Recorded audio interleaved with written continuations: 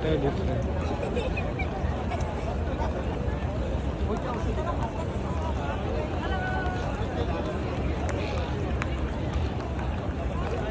তো পুরো চত্বরটা একটা ওপেন ভিউ, একদম ছাড়া ছাড়া একদম সুন্দর লাগে।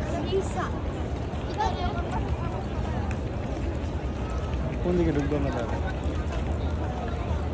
প্রথম গেটটাতে ঢুকে যাই, প্রথম গেটেই ঢুকে যাই।